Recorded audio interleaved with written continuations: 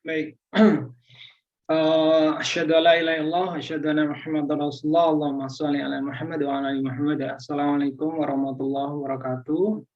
Waalaikumsalam. Teman-teman, malam ini kita berkesempatan bertatap muka ya dengan Bapak Amal Amrullah. Beliau teman baru saya di tempat pekerjaan. Baru satu kali ngobrol langsung chemistry-nya dapat. Insya Allah hari ini akan bercerita ke teman-teman tentang ya mungkin tentang keagamaan. Mudah-mudahan bermanfaat. Sebelumnya mari kita simak perkenalan dari beliau terlebih dulu. Silakan Pak Amal. Baik, bismillahirrahmanirrahim. Assalamualaikum warahmatullahi wabarakatuh. Waalaikumsalam. Alhamdulillahirabbil alamin. Wa bihi nasta'in ala umuri dunya wal anbiya'i wal mursalin sayyidina Muhammadin wa ala alihi wa sahbihi ajmain, amma ba'du. Baik, alhamdulillah. Perkenalkan,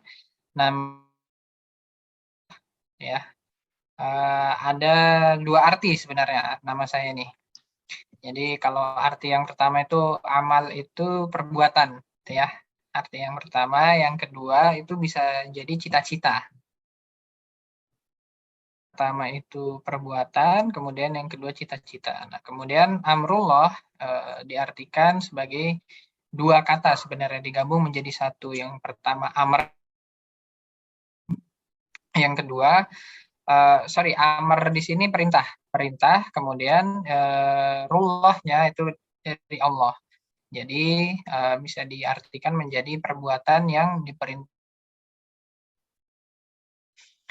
Baik, perjalanan bisa dikatakan perjalanan hidup ya. Hidup saya ini memang bisa dibilang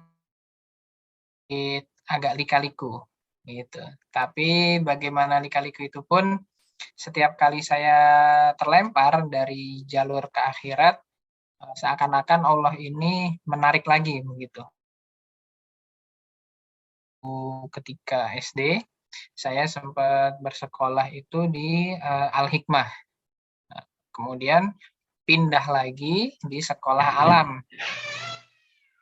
Nah, ketika sudah dari sekolah alam Insan Mulia, itu sekolah umum, balik lagi saya akhirnya ke pondok gitu. Nah, mulai dari situlah perjalanan hidup benaran. Tapi ketika di pondok itu juga ternyata saya juga hati saya belum mantap gitu. Akhirnya saya pindah lagi ke ketika di umum selama kurang lebih SMP itu 3 tahun. Nah, baru dari situ saya pindah ke Madrasah Aliyah. Nah, kemudian ketika di Madrasah Aliyah di beberapa universitas. Salah satunya itu dulu zamannya SBMPTN kalau nggak salah. Itu sempat diterima di ITB. Cuman kata kamu mondok aja, bilangnya kayak gitu. Akhirnya dari situ saya langsung dikirim ke Jogja. Nah, itu sempat ada sempat ada di hati itu masih ada, saya merasa dibuang, kenapa saya begini-begini segala macam. Saya belum bisa mengartikan sebenarnya hidup ini harus apa sih, seperti itu. Nah, mulai dari situ. Jadi sebenarnya saya kuliahnya itu telat gitu. Jadi telat selama kurang lebih 2 tahun. Kemudian baru akhirnya saya masuk ke PT IKI. Nah, jadi bisa dikatakan saya ini balik ya. Jadi kalau mungkin di bahasa Indonesianya mubalik itu masih di bawahnya Ustadz gitu ya, kurang lebih di bawahnya Ustadz. Jadi ada kemudian kalau yang masyhurnya di sini ada ulama, kemudian ada kiai, kemudian ada syekh. Biasanya sudah yang tingkatannya seperti itu biasanya.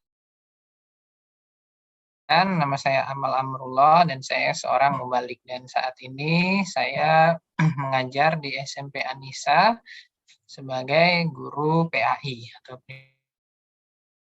Nah, baik. Insya Allah pada kesempatan kali ini saya akan men-share dikit mengenai pendidikan, gitu ya. Jadi untuk malam ini saya memiliki tema itu mengenai pendidikan. Baik, ada beberapa faktor sebenarnya kenapa pendidikan itu menjadi hal yang penting. Kalau dilihat dari sejarahnya, mulai dari orang pertama yang turun ke dunia itu oleh Barat. Jadi kalau di Barat itu dikatakan kita ini evolusi, gitu ya, ada teori evolusi. Memang sudah dikatakan bahwa dengan saya bahwa teori evolusi itu hanya omong kosong belaka. Tetapi yang saya yakini sampai detik ini bahwa sebenarnya kalau kita melihat, kalau misalkan kita dilahirkan benar dari seekor kera gitu ya, atau lebih tepatnya itu memang tidak masuk akal begitu. Karena evolusinya simpansi sampai sekarang saja dia tidak mengenal. Padahal di dalam Al-Quran jelas ketika Nabi Adam itu diturunkan dari surga, itu Allah tidak semerta-merta Nabi Adam itu udah kamu turun, terserah mau ngapain aja di dunia. Kali itu enggak. Kan dikatakan Allah mengajarkan semua nama-nama yang ada di dunia seperti itu. Nah, dari sinilah kita mengetahui bahwa kita itu sebenarnya sudah di awal begitu. Nah, memang secara garis besar memang yang saya tekankan di sini adalah pendidikan itu. Jadi memang tidak semerta ke muka bumi dengan beneran tangan kosong. Makanya Nabi Adam pun saja ketika turun itu diajarkan semua nama-nama benda, bahkan namanya kemudian ini celana, kemudian ini sepatu atau ini sendal, kemudian ini rumah gitu. Jadi memang sudah diajar datang di Bible gitu ya. Jadi memang tidak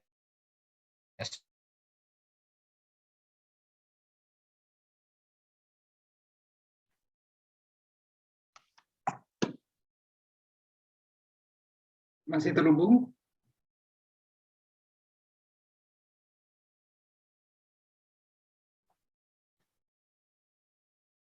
Assalamualaikum Pak Amal.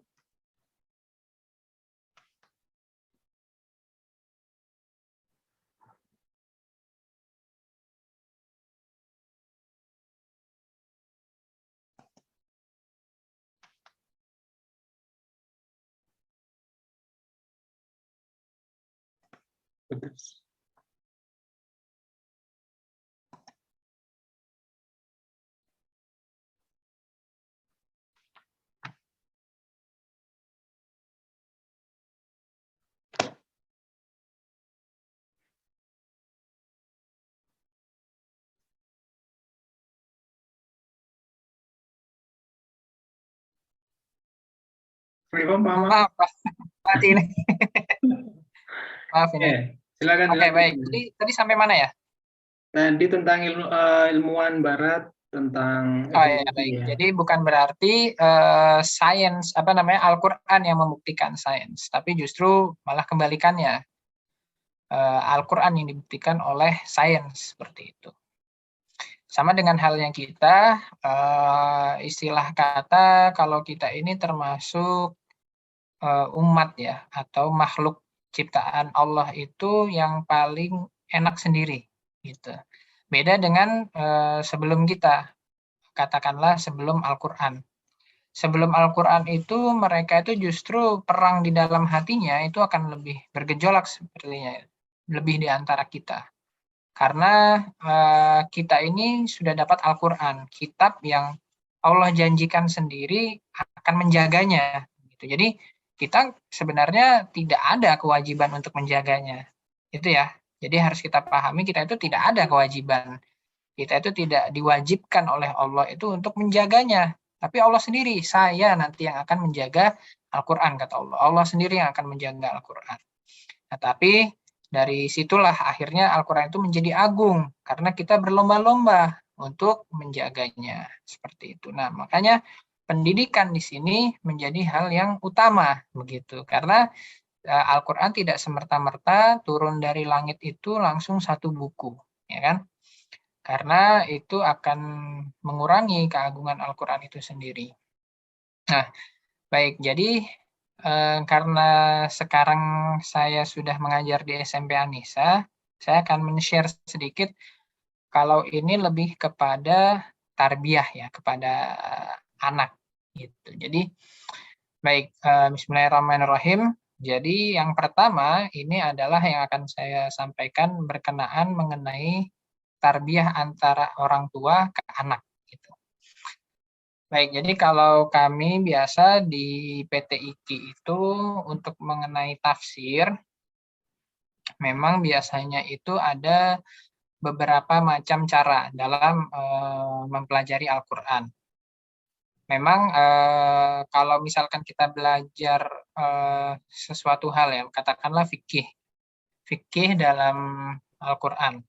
Nah, itu biasanya kita akan belajar dulu yang paling pertama pasti bahasa ya. Karena kan bahasa yang utama, bahasa Al-Quran itu adalah bahasa Arab. Tapi memang kedudukan atau grammarnya itu akan sangat berbeda sebenarnya dari bahasa Arab. Tapi sedikit membantu bahwa bahasa Arab itu bisa membuka mengenai arti dan maksud dari Al-Quran itu sendiri. Seperti itu. Nah, makanya kita butuh untuk belajar bahasa. Kemudian setelah itu kita harus juga mengenai fikih itu apa dulu, gitu ya, istilahnya kan seperti itu. Nah, sama dengan halnya tafsir, kita tidak bisa semerta-merta belajar tafsir itu kemudian kita hanya membaca tafsir. Katakanlah kalau yang sekarang paling masyhur itu tafsir Al-Misbah, karya Pak Quraisy gitu ya. Nah, tidak semerta-merta kita itu bisa langsung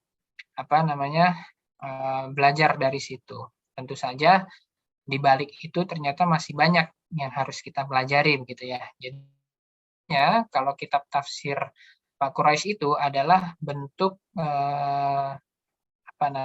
bentuk yang sudah jadi gitu. Jadi kita bisa mengambil manfaatnya secara mudah begitu. Nah, tapi ternyata di balik itu masih ada beberapa hal yang sebenarnya masih bisa diungkap gitu. Nah, makanya kita membutuhkan ilmu alat.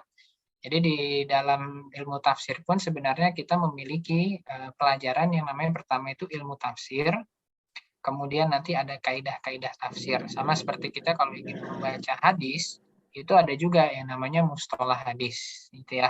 Jadi pengantar untuk memahami hadis seperti itu.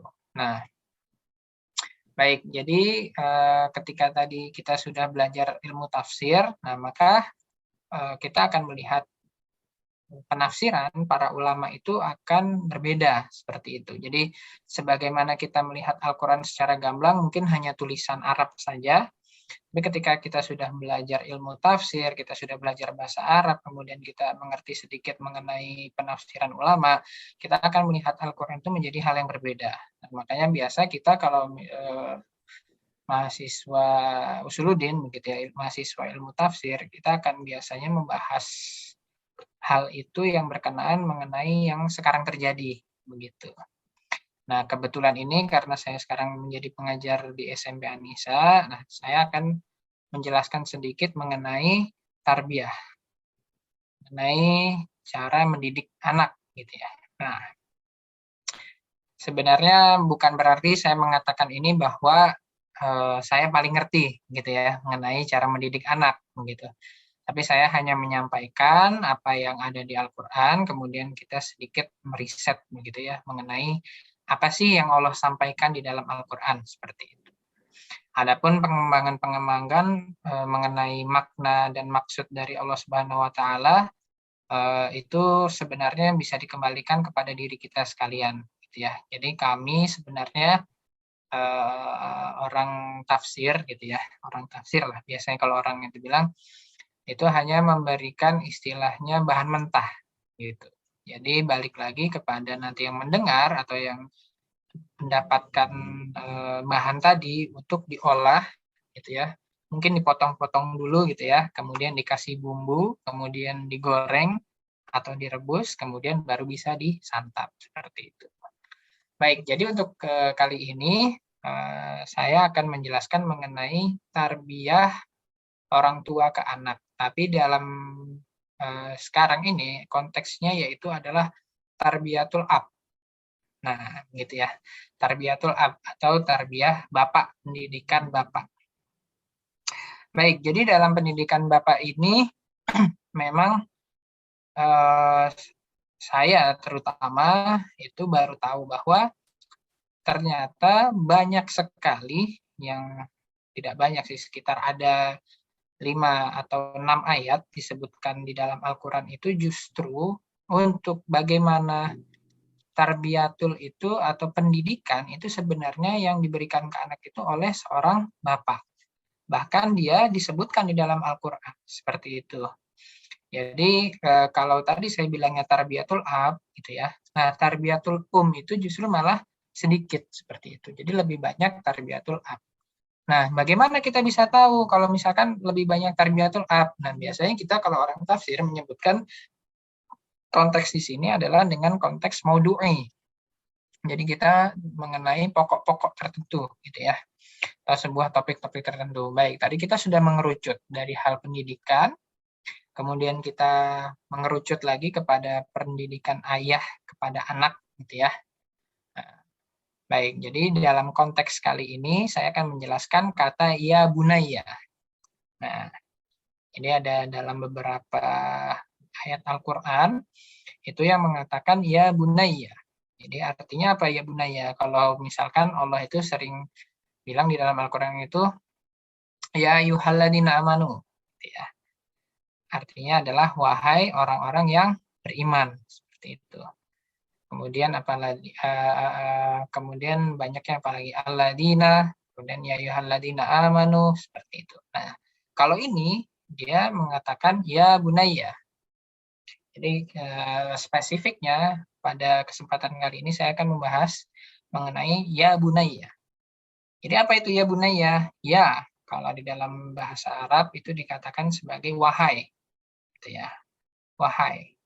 Kemudian ya bunaya. Nah, ya bunaya ini kan kalau secara apa namanya nahwu atau secara sorof dia itu termasuk fiil mudhari ya, ya bunaya. Nah, kemudian maksudnya apa di sini? Ya bunaya itu maksudnya adalah memanggil kepada anaknya, wahai anakku, seperti itu. Nah, kenapa saya bilang di sini adalah tarbiyatul ab? Karena iya di situ dia berkonteks kepada huwa, yang berarti huwa itu merujuk kepada dia laki-laki, gitu ya, yang dipanggil gitu. Ya bunaya. Jadi kemudian dilihat lagi bahwa di sini ternyata konteks dari ayat itu adalah konteks yang memanggilnya adalah seorang ayah. Seperti itu. Ada beberapa tempat ternyata di dalam Al-Quran. Salah satunya itu kalau tidak salah ada di surat Luqman, kemudian ada di As-Saffat, kemudian ada di surat Yusuf, kemudian ada di surat Hud, kalau tidak salah. Nah, ini bisa saya share screen ya? Boleh, silakan. Oke.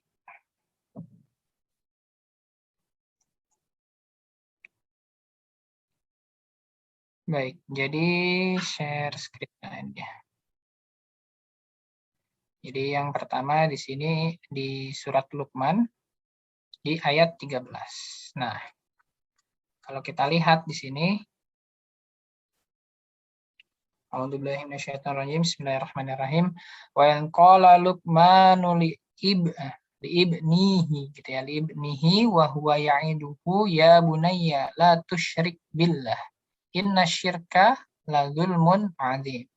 Jadi di sini kalau artiannya, dan ingatlah ketika Luqman berkata kepada anaknya, ketika dia memberi pelajaran kepadanya, wahai anakku, janganlah engkau mempersekutukan Allah. Sesungguhnya mempersekutukan Allah adalah benar-benar kezaliman yang besar. Baik, jadi dari ayat pertama saja ini sudah bisa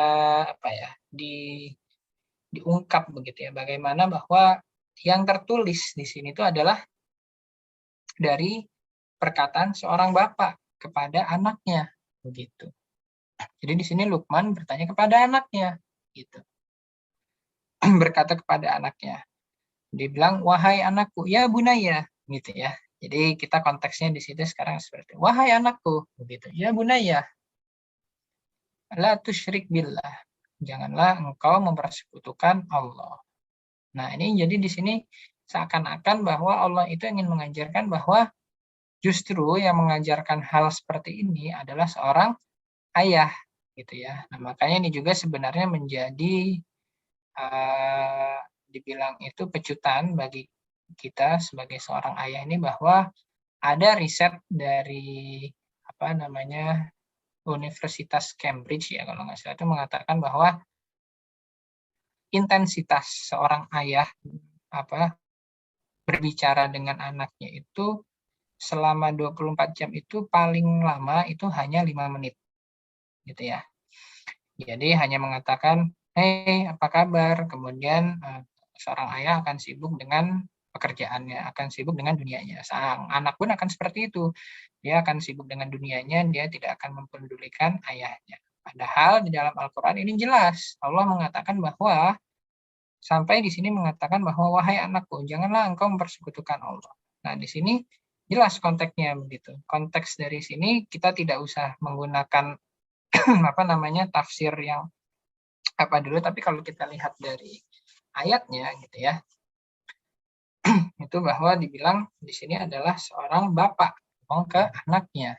Jadi secara tidak langsung Allah itu ingin mengatakan bahwa yang mengajarkan akidah gitu ya, mengajarkan akidah, yang mengajarkan bahwa Allah itu Maha Esa gitu ya, itu adalah seorang ayah. Nah, ini adalah tugas sebenarnya bagi seorang ayah, bukan tugas seorang ibu gitu.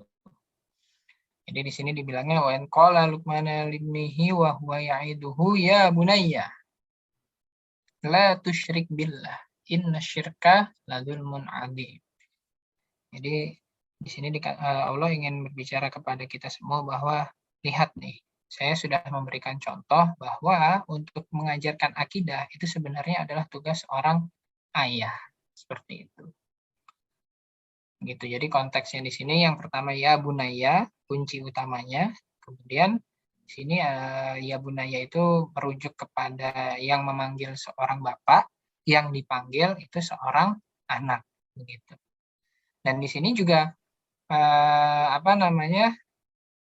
contoh di sini adalah bagaimana seorang ayah itu menyampaikan gitu loh. Menyampaikan bagaimana caranya.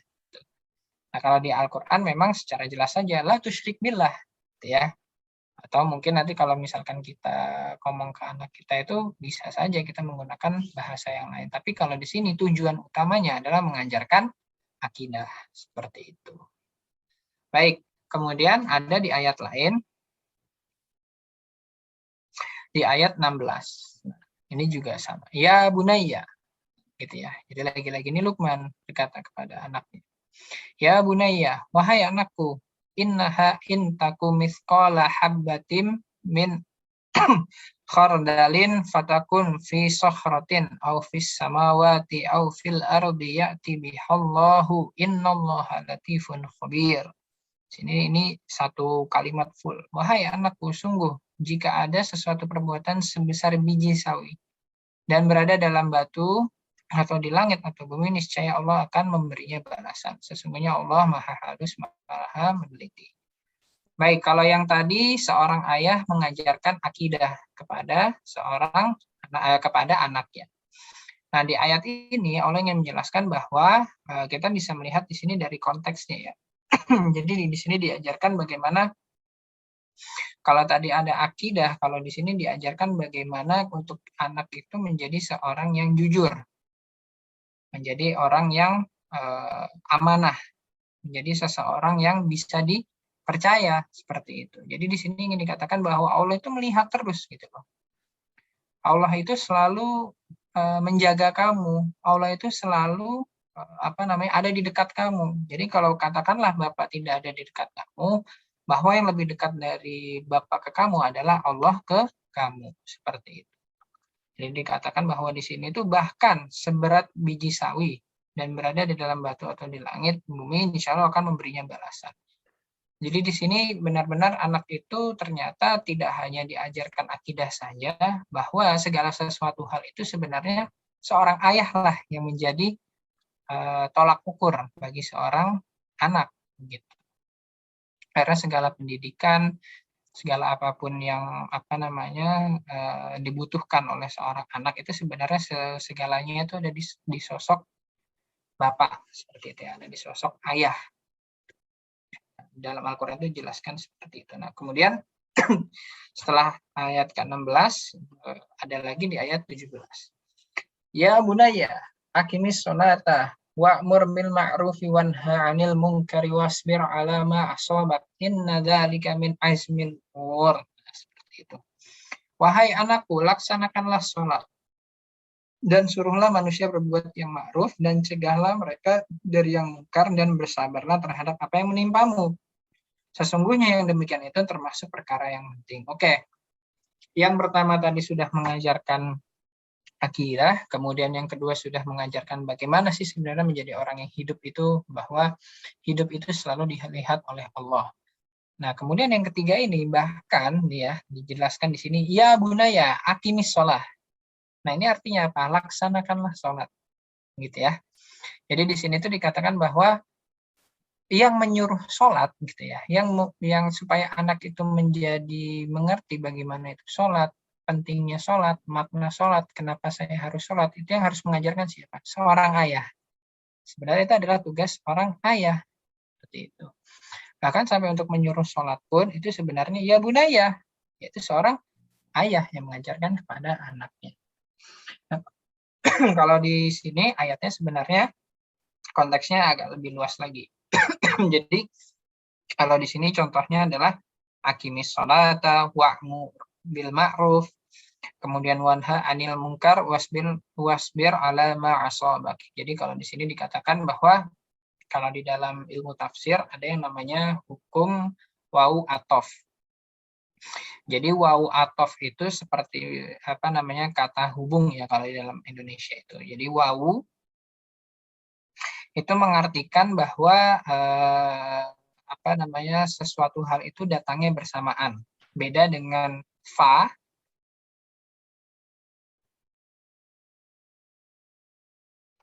beda dengan summa, beda dengan sa, beda seperti itu ya. Beda dengan bahasa yang lain itu menggunakan fi'il madi. Nah, itu beda lagi. Nah, kalau wa ini berarti misalkan Ahmad dan Fulan. Ahmad wa Fulan ja'a minal masjid. Nah, itu berarti dikatakan bahwa Ahmad dan Fulan itu datangnya berbarengan. Beda dengan kalau misalkan ja'al Ahmad fal Fulan minal masjid. Nah, itu beda lagi konteksnya. Jadi akan dikatakan di situ bahwa Ahmad itu datangnya duluan daripada si Fulan. Tufa, tapi jaraknya itu berdekatan. Gitu ya, jaraknya berdekatan. Beda lagi nanti dengan summa. Berarti kalau summa itu jaraknya lebih agak jauh lagi. Nah, karena di sini konteksnya dia datangnya berbarengan nih, gitu ya.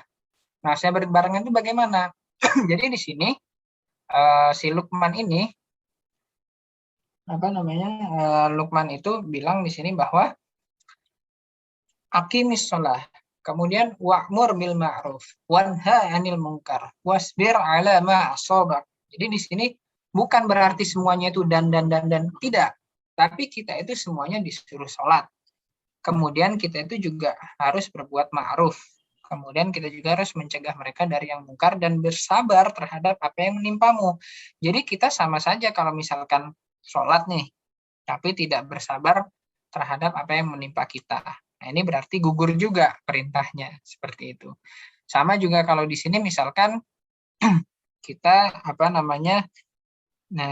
tidak menyuruh manusia untuk berbuat yang ma'ruf. Nah, atau kita menyuruh manusia untuk berbuat yang ma'ruf, tapi kita sendiri tidak sholat atau tidak bersabar, gitu ya. Nah, terus kita juga tidak bisa wanha 'anil munkar. Jadi tidak bisa mencegah mereka dari perbuatan yang mungkar. Nah, ini sama saja berarti kalau dari 4 yang disuruh, salah satu kita tidak bisa mengerjakan, itu berarti 3 yang lain yang kita kerjakan itu semuanya akan runtuh. Nah, makanya semua keempat-empatnya ini harus kita kerjakan, tapi bukan berarti dalam satu waktu, tapi semua ini paling tidak harus kita kerjakan. Jadi ya sholat juga, kemudian berbuat ma'ruf juga, cegahlah mereka dari yang mungkar juga, bersabarlah juga, gitu. Jadi konteksnya seperti itu. Jadi di sini tidak hanya menyuruh sholat, tapi langsung sekaligus Luqman mengajarkan kepada anaknya. Seperti itu.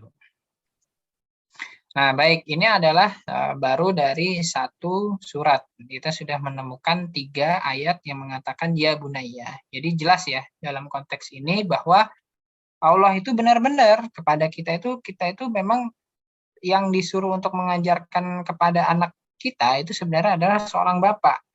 Gitu. Nah, tapi kemudian beberapa ulama memang mengatakan bahwa bukan berarti ketika pas banget keluar dari perut ibu, kemudian kita yang harus mengasuh apa tidak. Jadi kalau ada yang mengatakan ulama di sini adalah ketika si anak sudah mulai bisa diajak interaksi, sudah bisa diajak berdiskusi. Jadi sekitar umur dia itu mau balik begitu.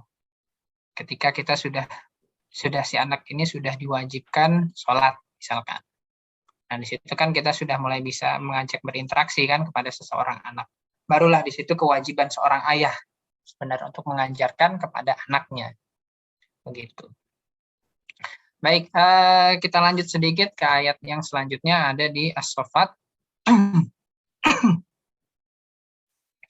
Nah, kalau di sini di ayat 102.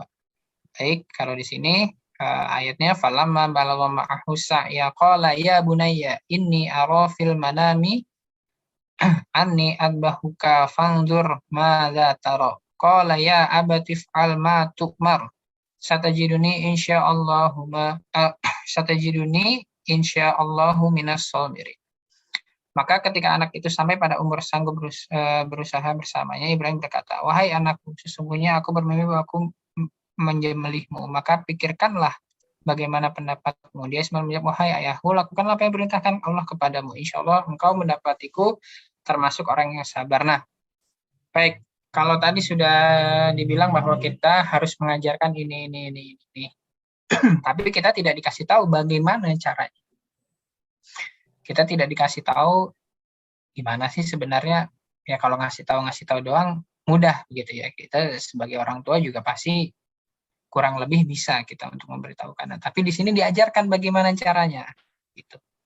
Bagaimana caranya? Ya bunayya, ini arafil manami anni, bahwa saya gitu ya, bahwa saya anni adbahuka fandur madza taro. Jadi di sini tuh ketika Nabi Ibrahim itu mimpi sampai berkali-kali bahwa dia harus menyembelih Ismail, itu bukan semerta-merta dia langsung ngambil Ismail, dibawa gitu ya, kemudian langsung dipotong lehernya, itu enggak gitu.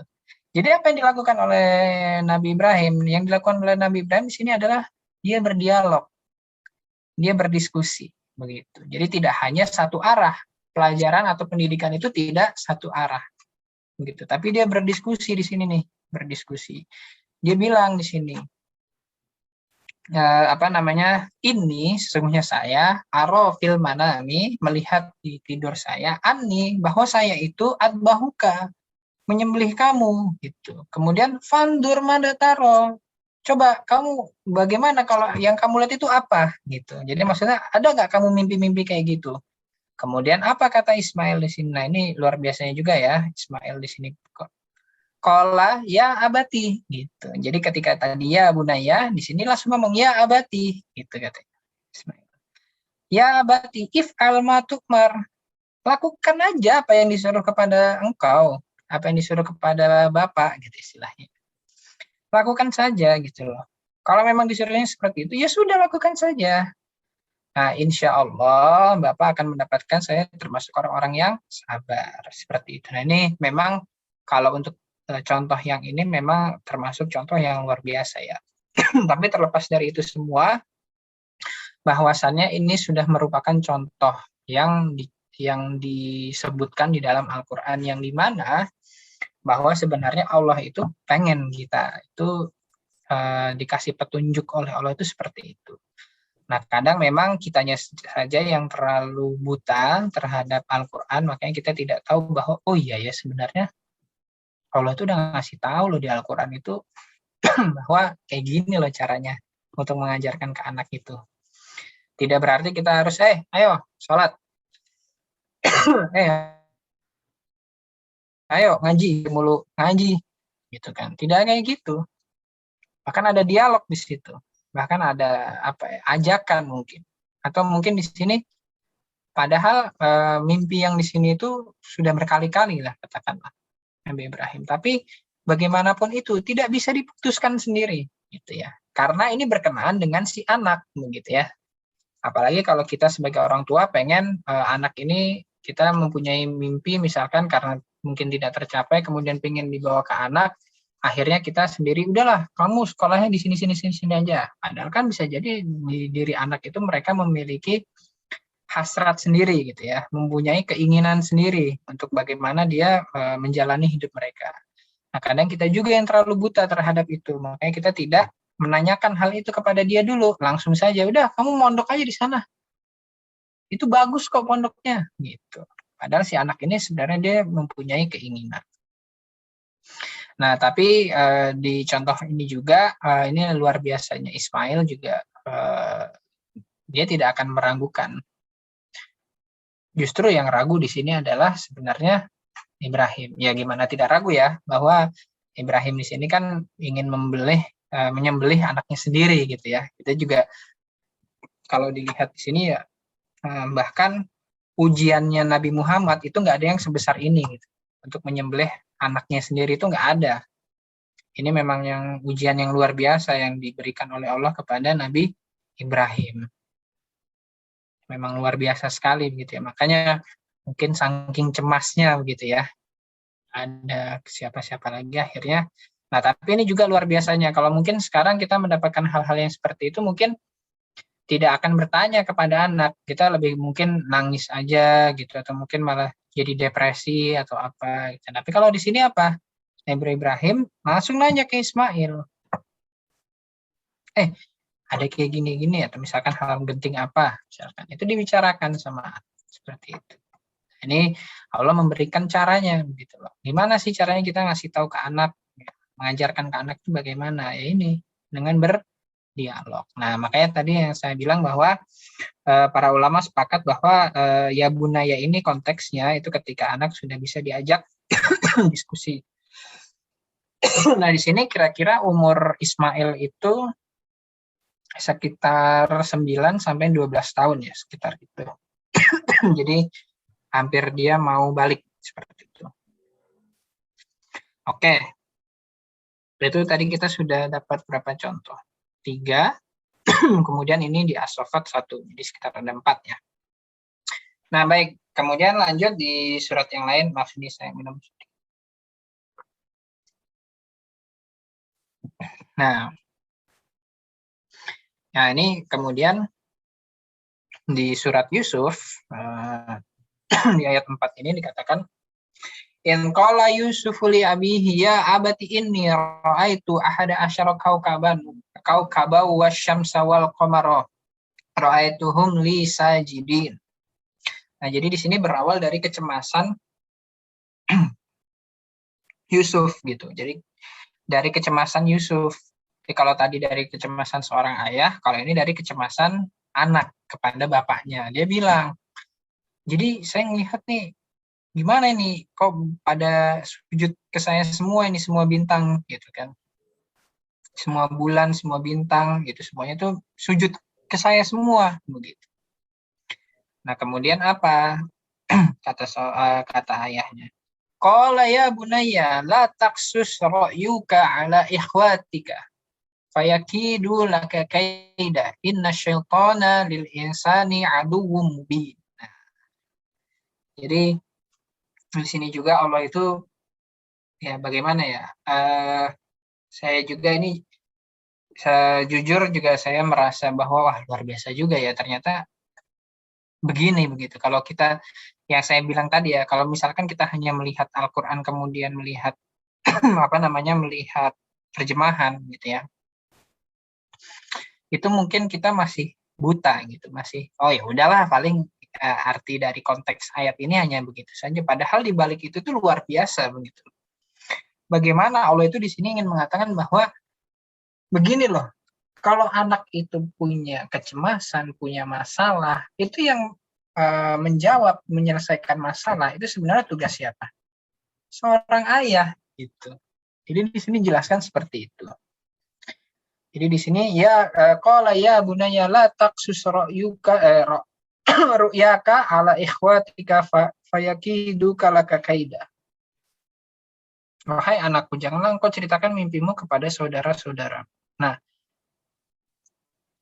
jadi di sini nggak bisa ya diceritakan karena kan waktu itu ceritanya takutnya saudara-saudara yang lainnya itu iri gitu kepada Yusuf karena kan yang diberikan kelebihan dari semua saudara-saudaranya Yusuf itu hanya Yusuf saja.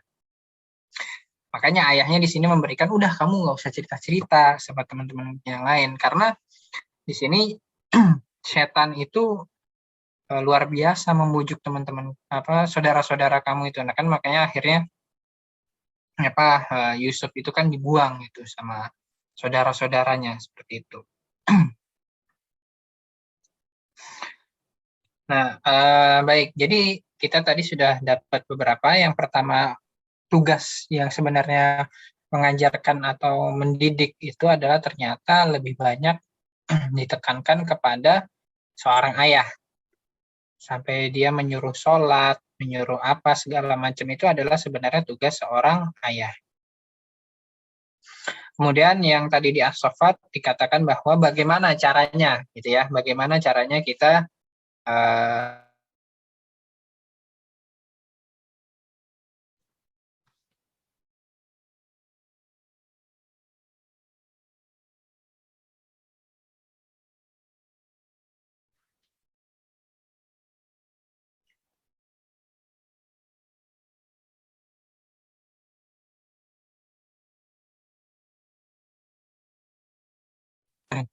maaf nih Pak, mati-mati nih. Iya, iya. Silakan dilanjutkan. Tidak perlu dipaksakan, Pak Amal, kalau memang kondisinya masih agak kurang fit. Enggak, ini ini aja tadi habis makan. Jadi ya baik. Jadi seperti itu. Yusuf ya abadi ya baik. Jadi di sini konteksnya Yusuf itu begitu dia bercerita tentang kecemasannya dengan ininya. Dan banyak kan orang tua sekarang ini dia terlalu buta terhadap anaknya. Bahkan gitu ya. Atau misalkan kita nanya gitu ya kepada ini, coba Bapak siapa gitu. Bapak tahu nggak anak Bapak ini lahir tahun berapa, jam berapa? Nah, ditanya gitu aja kan hal-hal yang kayak gitu itu seorang bapak ini udah panas dingin nih biasanya udah ditanya kayak gitu. Udah istilahnya nggak tahu lah jawabannya. Bahkan anak ini udah cemas, udah maksudnya mereka ini punya masalah yang mungkin ya menurut kita itu simple, hal-hal yang biasa gitu. Tapi menurut mereka kan belum tentu kalau itu adalah hal yang biasa. Menurut mereka ini hal-hal yang justru luar biasa menurut mereka. Nah, makanya Allah di sini ingin mengingatkan sebenarnya kepada kita semua bahwa itu tugas seorang ayah gitu, untuk bisa menjawab dan menyelesaikan masalah itu. Nah, begitu. Jadi di Yusuf itu istilahnya seperti itu. Baik. Nah, di ayat yang di surat yang terakhir ini ada di surat Hud.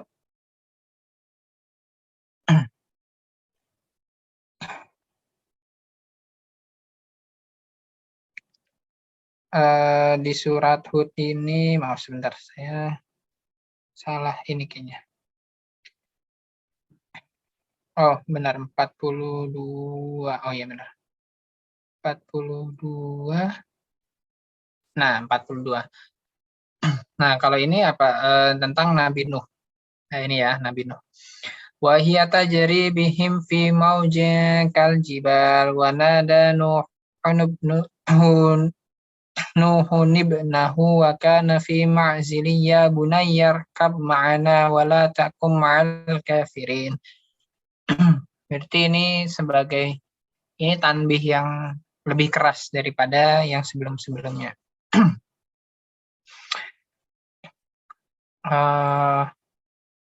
Ini menjadi hal yang luar biasa juga sih menurut saya, karena gimana ya, maksudnya rasanya saya bisa membayangkan ketika waktu itu seluruh umat manusia yang lahir dari semenjak zamannya Nabi Adam kemudian di Nabi Nuh itu semuanya itu naik kapal gitu. Semuanya itu ya yang tersisa itu hanya yang tinggal naik kapal. Saya berpikir keras bahwa bagaimana bisa? Itu sudah jelas banjir itu bukan kayak banjir sekarang. Kalau banjir sekarang mungkin nggak nyampe atap rumah dan mungkin hanya beberapa daerah saja. Tapi dulu ketika Nabi Nuh ini banjirnya itu satu dunia gitu kan. Banjirnya satu dunia. Kok masih bisa ada orang yang nggak mau naik gitu loh ke kapalnya. Hanya naik saja gitu loh. Tapi kan di sini konteksnya tidak hanya naik saja, tapi ikut beriman kepada apa yang disembah oleh Nabi Nuh. Nah, di sini bahkan anaknya saja gitu ya. Anaknya saja itu tidak mau nurut kepada orang tuanya begitu. Nah, ini sebenarnya ditarik lagi konteksnya bahwa Allah itu ingin bilang itu kepada kita bahwa mau bagaimanapun sebagai gimana pun anak begitu ya, bagaimanapun si anak ini itu memang sudah menjadi lagi-lagi tugasnya seorang ayah gitu, untuk menjadi tugas seorang ayah. Jadi tugas seorang ayah untuk tetap mendidik anaknya gitu. Jadi mendidik anak juga itu bukan berarti udahlah kamu udah nikah, udahlah gitu maksudnya. Udah kamu udah sukses gitu, kamu udah bisa punya anak, kamu udah bisa punya pekerjaan, ya enggak kayak gitu ternyata. Bahkan sampai ini istilahnya udah dibilangnya udah mau sampai meninggal pun seorang ayah itu masih punya kewajiban di situ untuk menjaga anaknya. Nah, jadi seperti itu. Jadi seperti itu, ada beberapa ayat itu yang justru pendidikan sebenarnya justru ditekankan itu kepada seorang ayah. Dan itu dibuktikan dengan banyaknya ayat gitu ya yang ditujukan kepada seorang ayah untuk mendidik anaknya. Nah, kurang lebih itu yang bisa saya sampaikan. Silakan kalau ini ada pertanyaan mungkin Pak bisa diinikan. Ya, terima kasih banyak Pak Amal. Ini kuliah umum atau kuliah privat ya? Tipis mirip. Tentang Ya, tentang pendidikan tadi yang mungkin saya pahami kenapa pendidikan menjadi begitu penting. Mungkin salah satunya adalah kalau dulu di masa-masa Rasulullah adalah untuk mengangkat dari kegelapan menuju terang begitu, untuk mengangkat dari kesyirikan menuju keimanan gitu ya. Mungkin kalau untuk konteks sekarang itu juga kurang lebih untuk tetap mengajak anak-anak kita, generasi setelah kita untuk tetap bukan pendidikan bukan cuma tentang kamu sekarang menjadi tahu, bukan, tapi pada titik tertentu kamu harus menjadi yakin dengan apa yang kamu pelajari, kira-kira seperti itu ya. Dari dulu orang nggak yakin dengan keesaan Allah, sampai kemudian yakin bahwa Allah itu benar-benar esa. Itu tentang pendidikan mungkin yang saya coba untuk simpulkan. Yang terkait tadi mungkin mudah-mudahan istilah ini pas ya, tentang tarbiyatul aulad ya, tentang pendidikan anak tadi. Tidak bermaksud menafsirkan, tapi hanya sekadar memberikan tanggapan begitu. Kalau dari ayat-ayat yang tadi disampaikan oleh Pak Amal, kalau boleh saya petakan begitu, ada dua tipe anak begitu ya. Tipe seorang anak itu ada dua. Pertama, anak yang memang katakanlah berbakti, menurut, mengikuti ajakan dari orang tua, tadi diwakili oleh sosok Ismail ya, dan kemudian satu lagi yang tadi Lukman, itu ya anak yang memang sesuai dengan harapan orang tua, katakanlah seperti itu. Dan satu lagi anak yang memang sekeras apapun seorang orang tua berusaha, tapi anak mengambil keputusan yang lain, Allah berkehendak lain. Jadi ada dua tipe anak, yang satu memang sesuai dengan harapan orang tua, satu lagi anak yang memang kok kenapa jadi begitu, padahal saya sudah berusaha untuk bersungguh. Nah, pertanyaan saya untuk Pak Amal, bagaimana sebaiknya sebagai orang tua menyikapi kondisi seperti ini? Bagaimana ketika seorang anak itu kemudian memang mengikuti harapan kita, apa yang perlu kita lakukan, ataupun apa yang perlu kita maksimalkan, apa yang perlu kita jaga atau barangkali tingkatkan.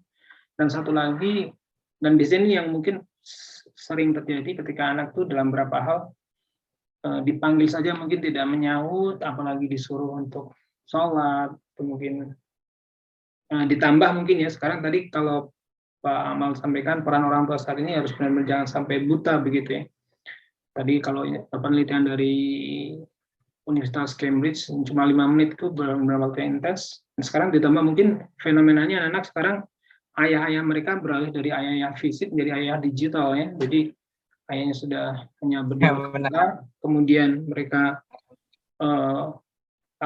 berinteraksi lebih banyak dengan selain ayah begitu, yang notabene belum tentu itu saya dengan prinsip-prinsip hidup yang diajarkan oleh kedua orang tuanya. Nah, bagaimana pendapat Pak Amal?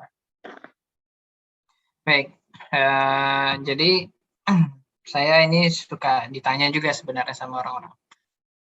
Ya terus kita gimana dong Ustaz? Kita kayaknya sudah memberikan yang terbaik begitu ya. Bahkan dulu itu saya kayak nonton film itu kayaknya namanya Instant Family ya.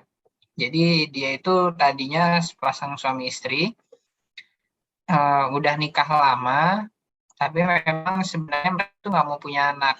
Kemudian akhirnya mereka itu disampai di titik bahwa loh kalau sekarang kita punya anak, kita udah nggak punya kekuatan gitu. Gimana kalau kita ngadopsi anak aja? Ngadopsi anak, akhirnya mereka mau ngambil yang masih kecil, yang masih umur-umur di bawah 10 tahun.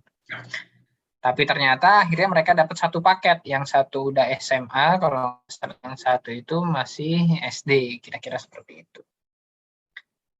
Nah, di situ ada sebuah pelajaran yang mungkin bisa dipetik adalah bahwa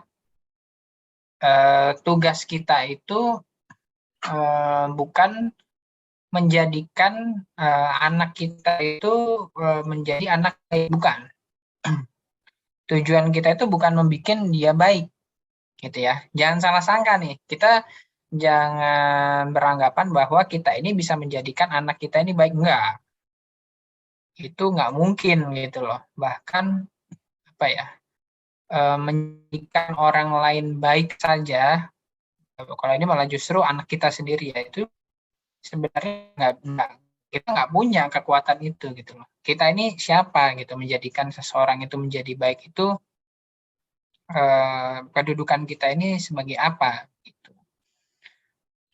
Nah, makanya saya balik lagi kepada dulu Ustadz saya waktu di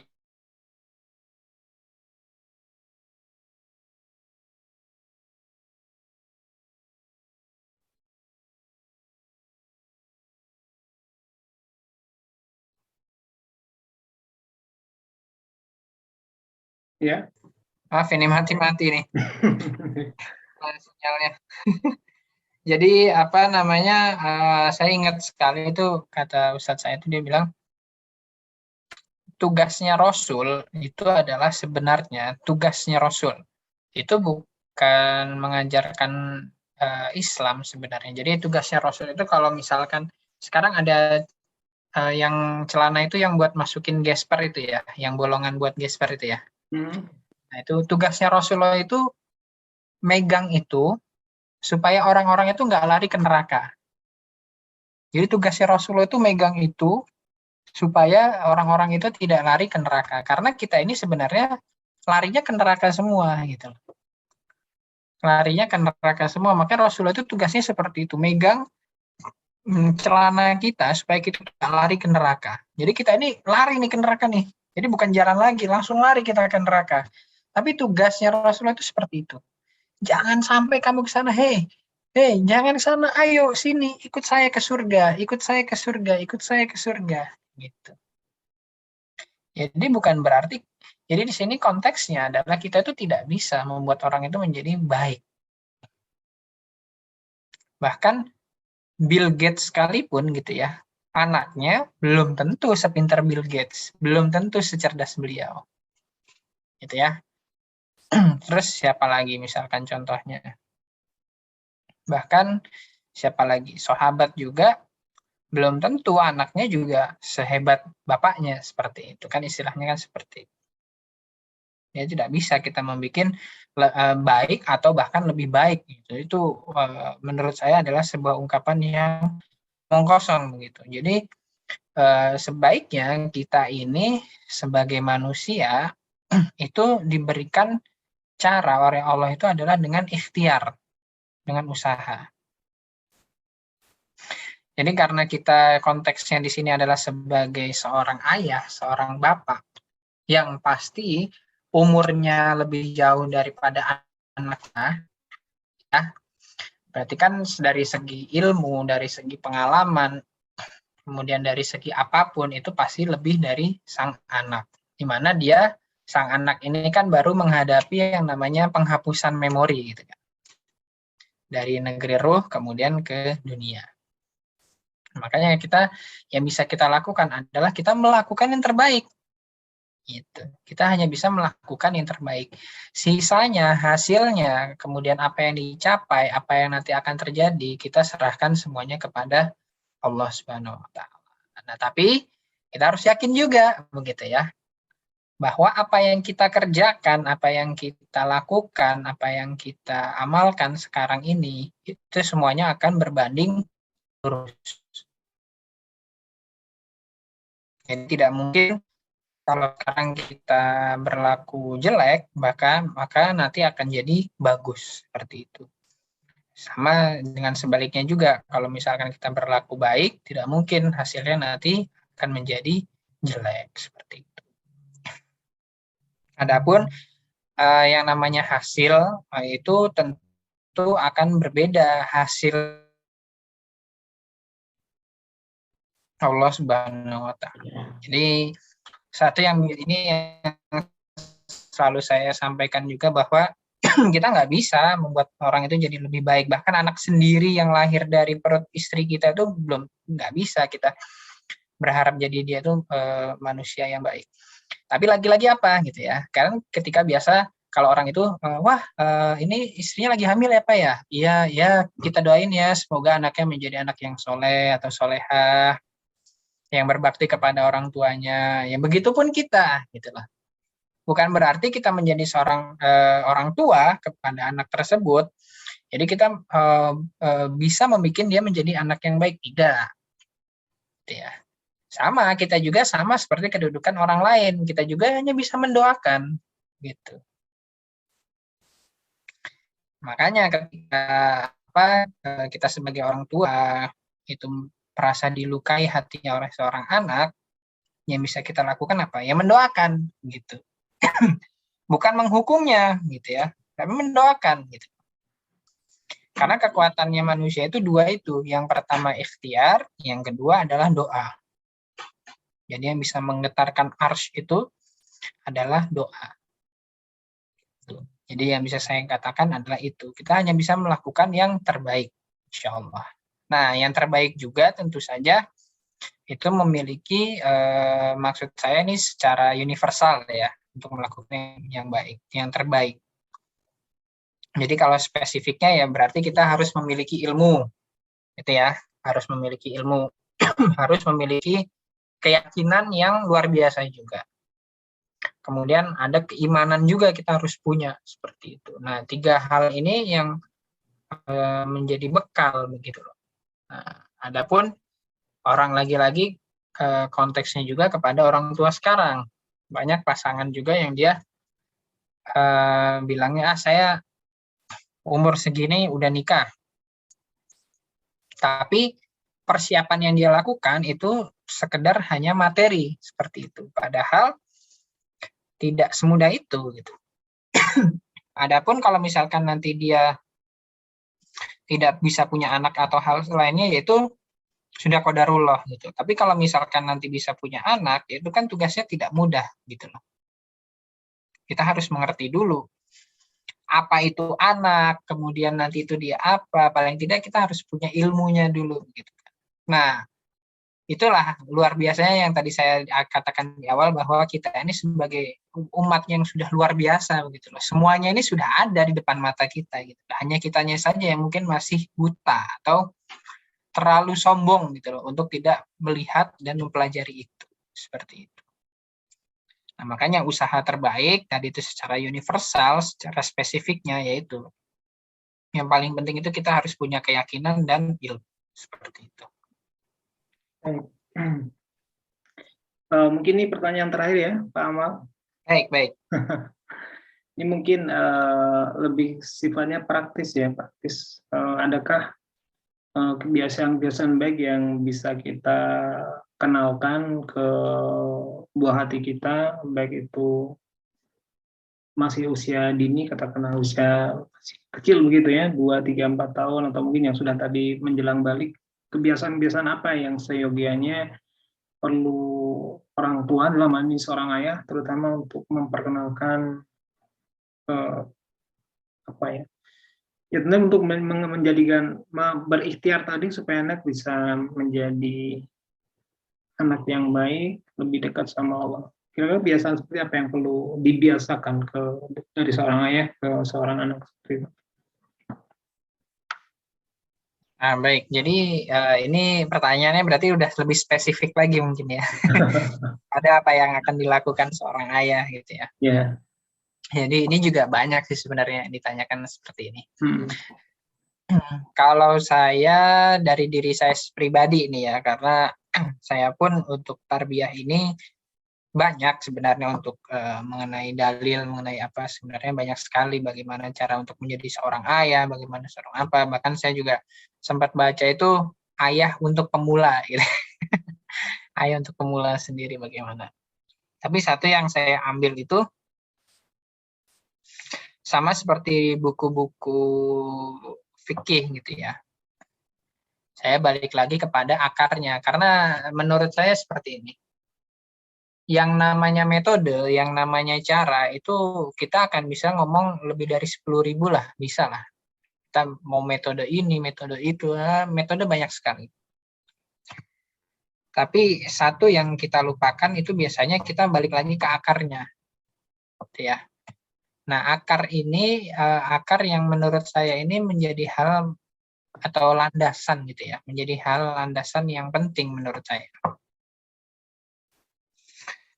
Jadi apa yang landasan ini? Landasan ini adalah seperti di buku-buku itu apa? Innamal a'malu binniyat.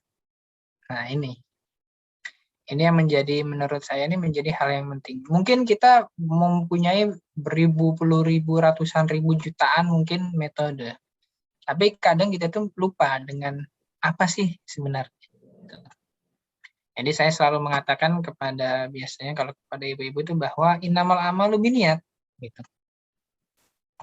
Jadi apa yang kita proyeksikan ke anak, apa yang kita visualisasikan ke anak, apa yang kita contohkan kepada anak, mungkin itu dan memang ya itu tidak akan ada yang sempurna seperti itu. Mau kita setiap hari memposisikan kita menjadi ayah yang sempurna, gitu kan? Tapi kan lagi-lagi itu menurut siapa? Menurut kita, gitu kan? Jadi itu saja sudah menggerus dari landasannya itu, yaitu niat. Kita sudah niat bahwa kita pengen jadi ayah yang sempurna, gitu ya. Jadi landasannya, pondasinya di sini itu sudah sangat jauh gitu dari kata itu. Nah, makanya saya bilang innamal amalu binniyat.